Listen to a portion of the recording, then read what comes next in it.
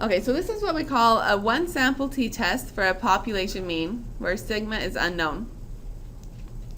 So when are we going to use this test? We use this test if we want to know the value of the population mean mu.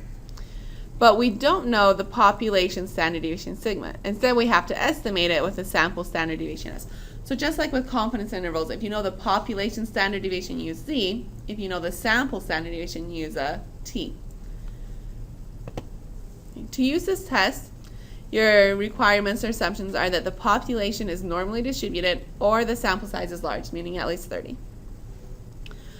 And you'll always have a null hypothesis of like a mu equals some number. Your test statistic, instead of z, will have a t, but the only difference is you just have a little s instead of a sigma. So it's almost exactly the same.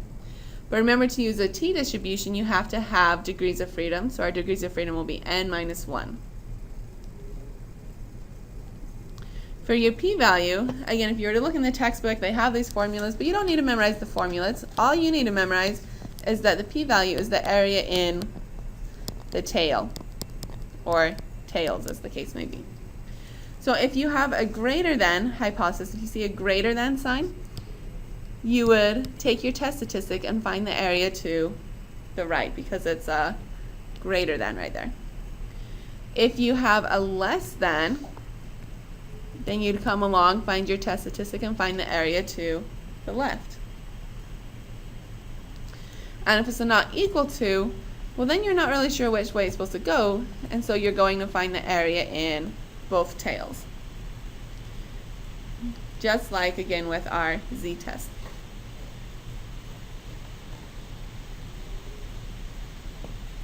So we have a bank that wants to know if their mean to debt equity ratio is less than 1.5. So they want to know, is the mean less than 1.5? That's their question of interest.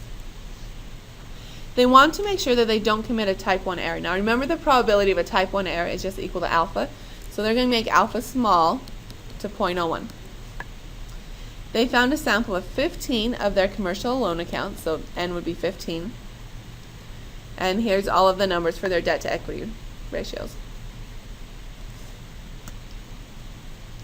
Now this part, I have to come through and give you all of the statistics that Megastat would give me. So we have a box plot, we have our histogram, we have a normal quantile plot, and also the actual output from the computer that tells me my mean, my sample size, standard deviation, etc. So why would I give you these plots? Is because I want you to look at them and decide, does this data look normal or at least fairly normal? So the normal quantile plot is the easiest one to look at. You look at it and say, is that fairly close to a straight line? It looks fairly straight. Okay, my box plot, it's not exactly normal, but it's fairly close. And even over here, I only have one, like, maybe outlier. And so I would say all of this is normal enough. And because we have a normal set of data, we can go ahead and use the t-distribution.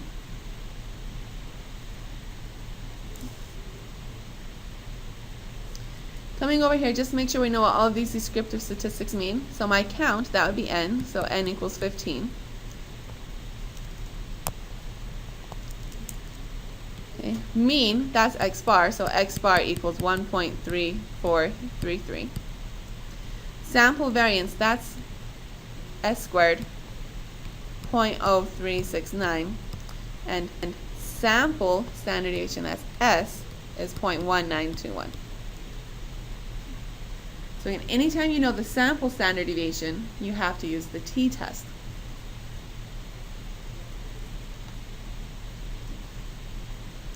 So when you're going through a test, you make sure you know what level of significance you're going to use. So we already know what alpha is. We check our assumptions, so it was normal, so we're good. Make sure you have all your data written down somewhere, that's always helpful. And the next step would be your null and alternative hypotheses.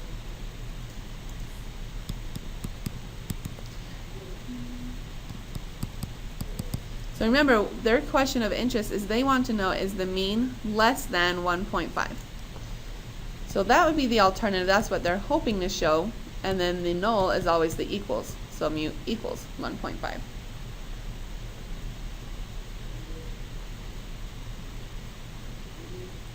you need to know your test statistic.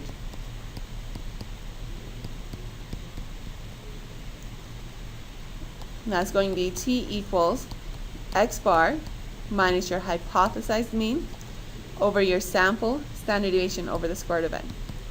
So our sample mean is 1.3433. Our mean and our null hypothesis, that's why you have the little 0 to match your null, is 1.5. Sample standard deviation is 0.1921. And the square root of my sample size is the square root of 15.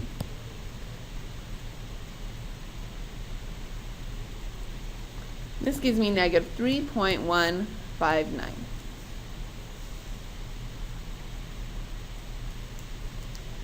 And for a t-test, before you find your p-value, go ahead and find your degrees of freedom. Degrees of freedom are n minus 1, so 15 minus 1 equals 14.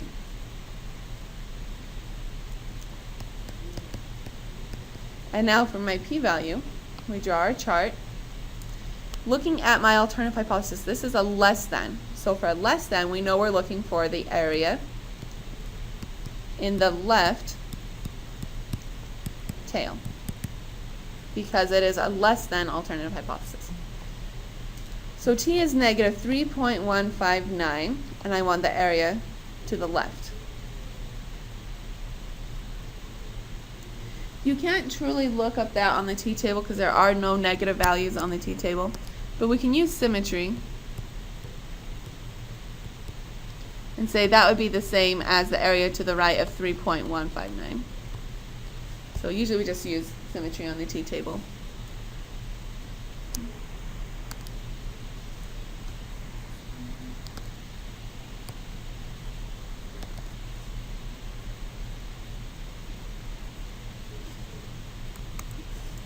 So on the t-table we have 14 degrees of freedom, so look at that line, and we're looking for the number 3.1. So here, my 3.1 would be somewhere about here, which means that probability is between 0.005 and 0.001. We don't actually know for sure what it is, just somewhere between those two numbers. If you have a calculator or computer, you can get it more exact. So this is somewhere between 0.001 to 0.005, somewhere between those two numbers. So my p-value is between 0.005 and 0.001.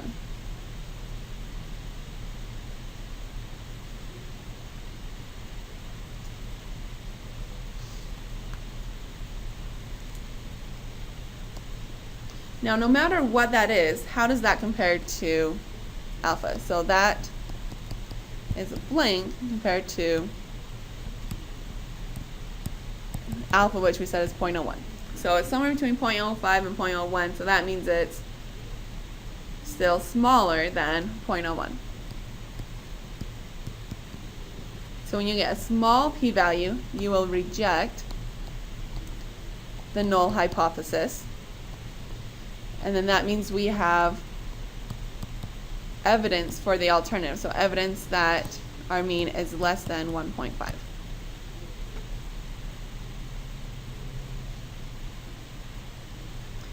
Once you kind of know what it should be, you go ahead and change that back into English.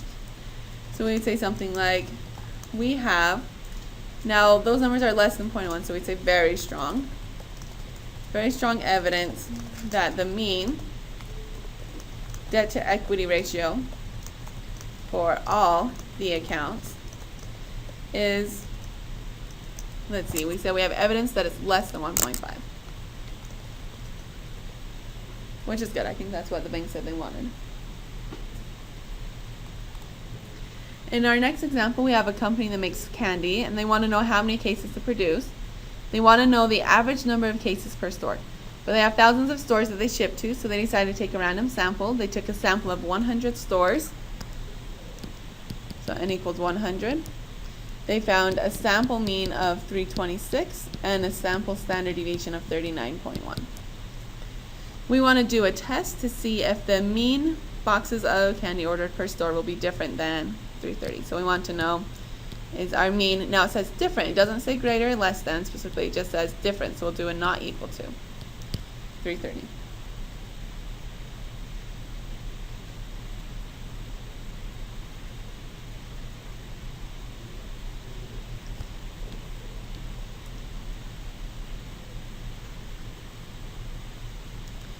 Let's see, so as we go through, we need to do things like choose alpha.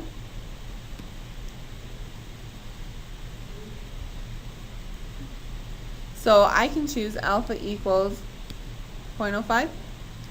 Actually, you know what? We haven't done a 0.10. This is just candy. It might not be as important as like a medical study. So let's choose 0.10. Just for some variety. And again, this was just my choice.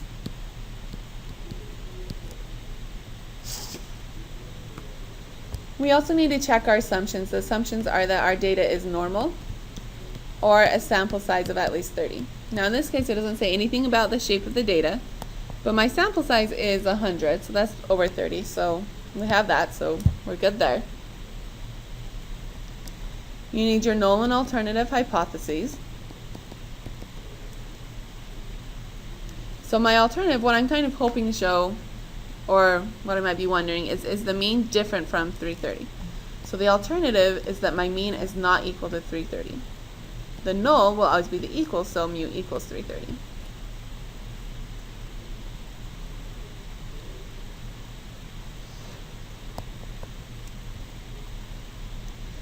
You need your test statistic. So it's t equals your mean minus hypothesized mean over sample standard deviation over square root of n. So my sample mean is 326. The value of my null is 330. S is 39.1 and square root of 100. Gives me negative 1.02.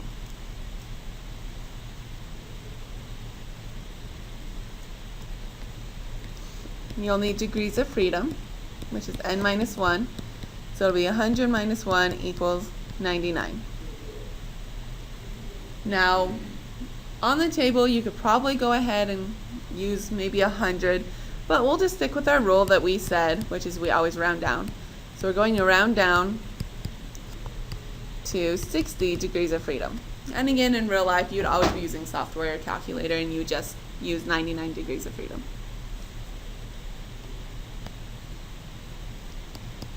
Now for your p-value, looking at our alternative hypothesis is a not equals to. It doesn't have a greater than or less than. We don't know which direction we're interested in. So we're going to do the area in both tails.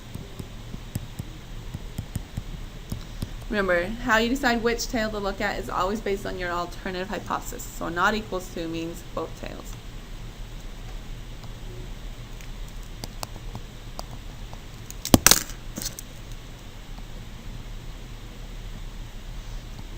So our t-value happened to be a negative, our negative 1.02. So we'll find the area to the left of that, and then we'll find the area to the right of positive 1.02.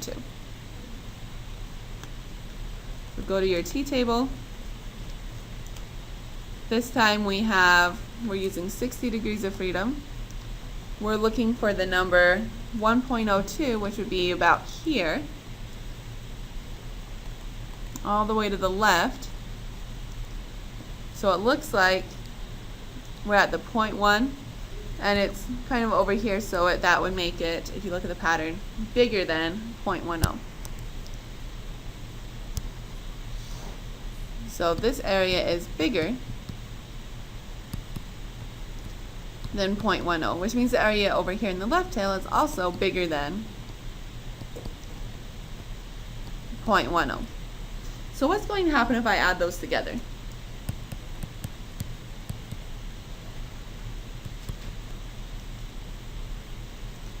If each one is bigger than 0.10, if we add them together, we get something that is bigger than 0.20. We don't really know how much bigger, but it doesn't really matter because that 0.20 is already going to be a big p-value. So p-value being greater than 0.20 is blank compared to alpha equals 0.10. It would be bigger. So if we have a big p-value, we will fail to reject the null. And if you fail to reject the null, our conclusion is always in terms of the alternative, because that's usually what we're trying to prove. So our alternative was a not equals to, so that means no evidence that mu is not equal to 30. So it's always in terms of your alternative. It's just either we have evidence for the alternative or we don't have evidence for the alternative.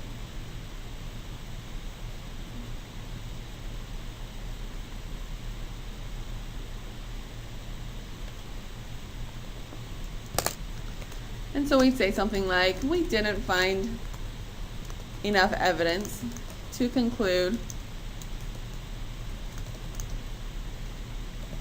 that the population mean is different from 330 boxes. And just as a little note here at the bottom, okay, you might remember when we first talked about this, we said you need to choose whether you need a one-sided or two-sided alternative before you look at the data. What if once you look at the data you decide, oh, maybe I should have gone one way or the other? Technically you're supposed to do the analysis again with a brand new sample. So what maybe this is, if I just want to know if it's different from 330, I don't really know if it's less than or greater than, I shouldn't look at my data and then say, oh, well, my sample mean was lower, let's do a less than alternative hypothesis. Okay. You're not supposed to do that. It's supposed to be, if you set it up in advance, it's because you have some kind of prior knowledge, like you think that it should be less than, or you think that you're always under ordering or over ordering, and so you set it up that way. But if you have no idea, you just do not equals to and you stick with that, even though it makes your p-value really twice as big.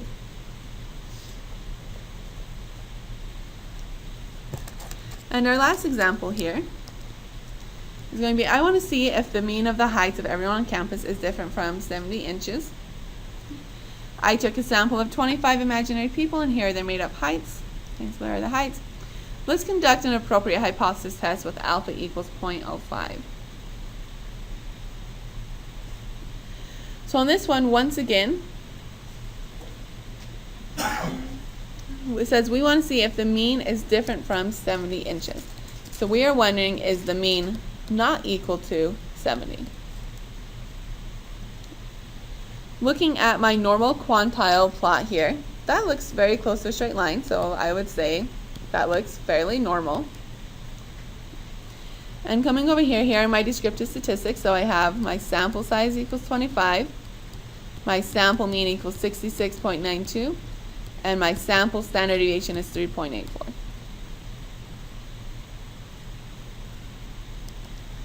Let's see, they told me to use alpha equals 0.05.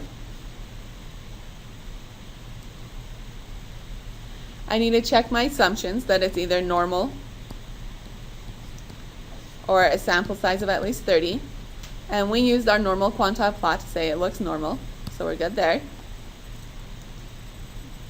You need your hypotheses. The null is that your mean would be equal to 70. The alternative is that the mean is not equal to 70.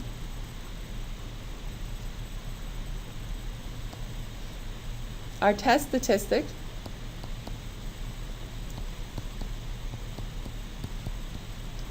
is t equals x bar minus our hypothesized mean over s over square root of n. So our sample mean is 66.92. Our hypothesized mean in the null is 70. S is 3.84. And n is 25. So this gives me negative 4.01.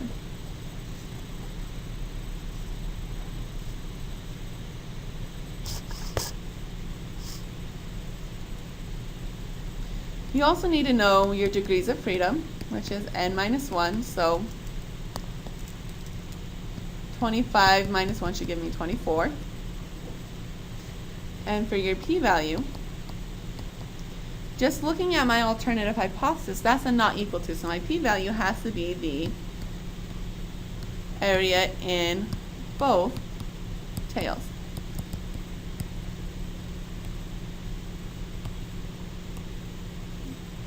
So my t-value happened to be this negative 4.01, so I'll do the area to the left of that. And over here, the area to the right of positive 4.01. So going to my t-table, 24 degrees of freedom, we're looking for the value of 4.01, and that's going to be somewhere off here. It's off the chart. So that means the area is something less than 0.0005. So this is less than 0.0005, and this area is also less than 0.0005. If you add those together, or times it by 2, then that means my p-value is less than 0.001.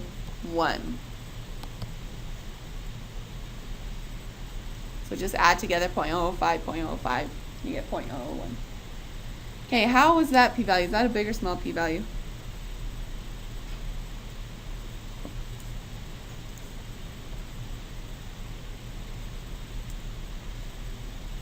We're going to have to come up here to finish this problem. So a p-value of 0.001, or in this case smaller than it, that's a very small p-value, right? So that's a small p-value. No matter what alpha is, that's smaller than almost all of our alphas that we would choose, so it's less than 0.05. So small p-value means we will reject the null. So we have evidence that our mean is not equal to 70.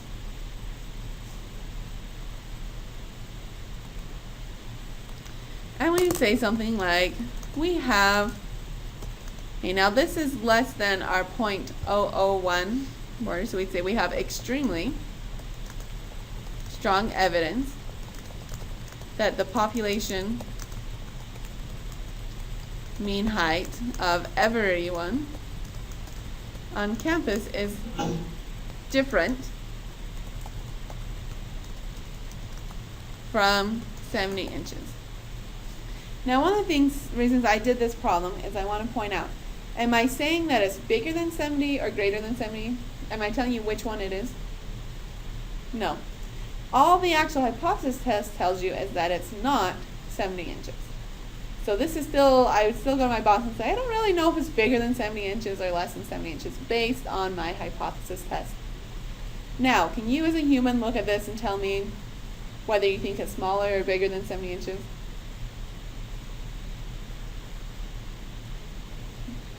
If you look at your sample mean, my sample mean is 66, so that is smaller than 70 inches. And so I could say, and looking at the data, I think that the mean would probably be less than 70 inches. But as far as the actual hypothesis test goes, all the hypothesis test tells you is that it's different from 70. It doesn't try and say if it's smaller than or greater than. You kind of have to use your own logic to figure that out.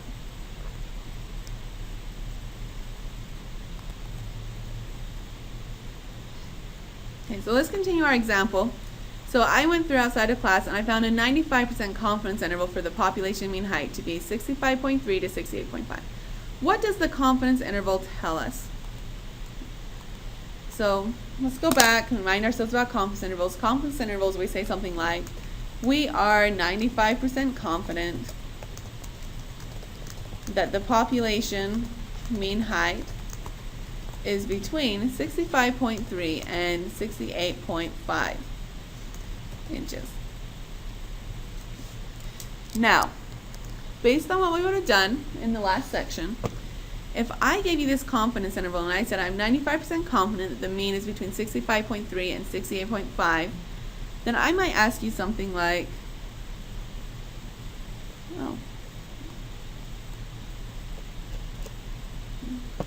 I might say something like, is mu equals 70 a plausible value? So forget we just did the hypothesis test. Go back to confidence intervals. If we were 95% confident that our population mean is between 65.3 and 68.5, does 70 seem like a plausible value? No, it's not in that range, right? We're pretty sure it's between 65 and 68, so it shouldn't be 30. So, no, it's not in the confidence interval.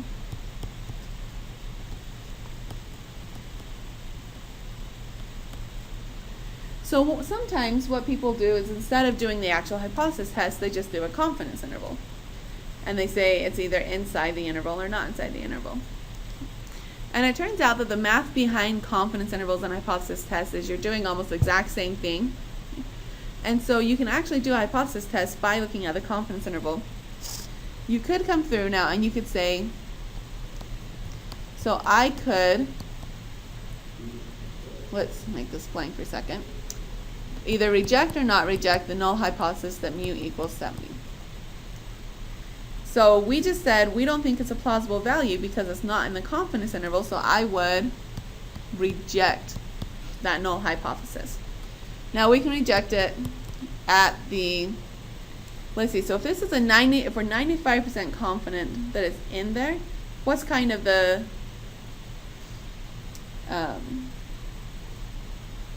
part that's left over, I guess. So we can do 100 minus 95% equals 5%. So we could reject at the 5% or alpha equals 0.05 significance level.